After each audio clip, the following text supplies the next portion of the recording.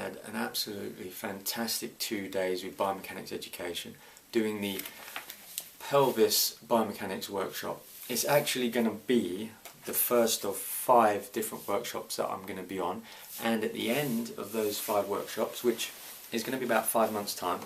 I will become a certified intrinsic biomechanics coach. For me, the first 2 days have already been absolutely fantastic. If you are involved in any level of sports performance, like myself, working with aspiring professional athletes and professional athletes, I can genuinely say it is something that I would consider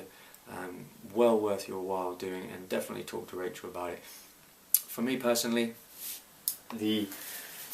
training system that they use at Biomechanics Education fits perfectly with my own training system, and the principle of normalizing, stabilizing and then functionalizing the body makes complete sense to me. And typically, I think as a sports performance coach, what we probably don't do so well is understanding how to first normalize the body before we then try and stabilize it and then functionalize it. And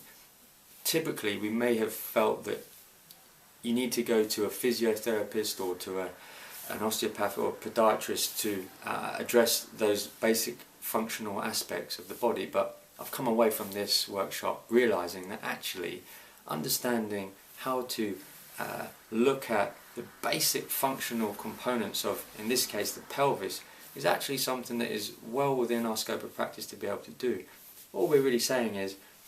does the pelvis move freely? Is there the appropriate amount of range at the pelvis, and how can we assess that? And I've come away with 5 or 6 different tools that I can use straight away with my athletes to, perhaps as part of their warm-ups or as part of their recovery days,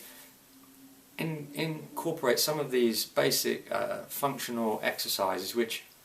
are actually very similar to corrective exercises. It's just that they're much more targeted and giving me a much greater understanding, so that rather than just relying on the typical joint by joint approach, which is to say the ankle needs to be more mobile, the knee needs to be more stable, the hips need to be more mobile, the lumbar pelvic region needs to be more stable, the thoracic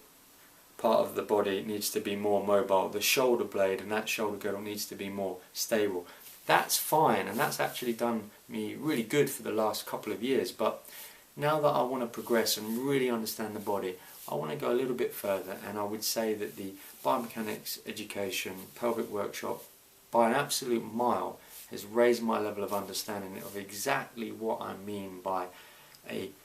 proper functioning pelvis, and I'm really excited to get on with the next workshops, and I would definitely recommend that you consider it. So talk to Rachel and get yourself on there.